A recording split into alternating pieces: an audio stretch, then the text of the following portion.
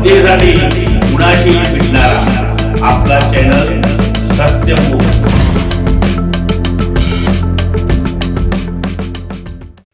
इचलकरंजीत हातगाडीवाले फेरीवाल्यांची व्यथा व अतिक्रमण संदर्भात महानगरपालिकेचे इलेक्शन होऊन 2 महिने झाले। लगेच हातगाडीवाल्यांवर कारवाई सुरू। हातगाडीवाले इचलकरंजीचे रहिवासी आहेत की नाही हा प्रश्न आम्हाला पडला आहे।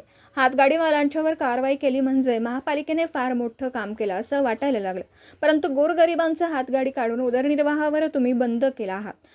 आमची अशी परिस्थिती आहे, कोणाच्या बँकेत हप्ते आहेत, कोणाचा दवाखाना आहे, कोणाचे घर भाडे आहे, मुलांच्या शाळेचा खर्च आहे, यात प्रचंड महागाई अनेक गोष्टीला सामोरे जात असताना आत्ताच नुकतीच आखाती देशांमध्ये युद्धाच्या सावटामुळे अगोदर आम्ही या महागाईने गॅस नाही व इतर सर्व गोष्टी वाढीव दराने घेऊन व्यवसाय करत असताना आम्ही मेटाकुटीला आलो आहोत।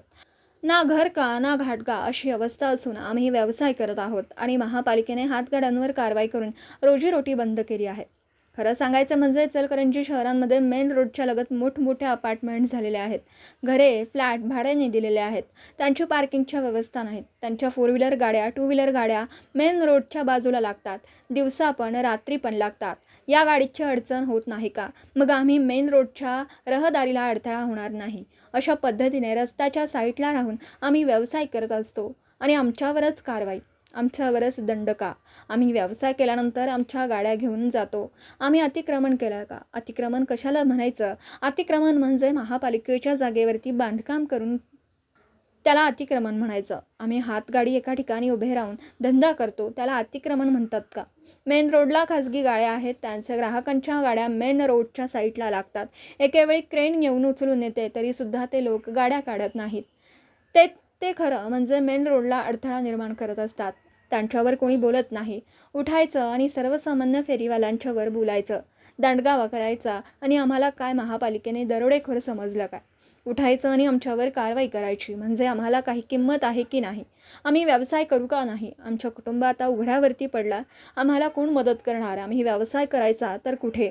पर्यायी जागा देणार म्हणता त्यावरील कोणी बोलायला तयार नाही। शून्यातून व्यवसाय आम्ही त्या ठिकाणी उभा केला आहे आणि जर तुम्ही त्या ठिकाणापासून लांबच्या ठिकाणी शिफ्ट केलं तर ग्राहक त्या ठिकाणी येऊ शकत नाहीत। अशी अवस्था आज फेरीवाल्यांची झाली आहे। ज्या त्या परिसरामध्ये तिथल्या तिथेच पुनर्वसन केलं तरच त्या ठिकाणी धंदा होऊ शकेल, मात्र त्या ठिकाणी जागा उपलब्ध नाही आणि अतिक्रमणाला त्रास होणार नाही अशा पद्धतीने त्यांचा हातगाडी असेल तर त्या ठिकाणी साईटला धंदा करण्यासाठी परमिशन देण्यात यावी आणि महापालिकेच्या विनंतीला मान देऊन आम्ही 21 तारखेपासून हातगाडी आम्ही बाजूला नेऊन लावली। सत्यमुख प्रतिनिधी व लाल बावटा कामगार नेते सदाशिव मलाबदे, इचलकरंजी।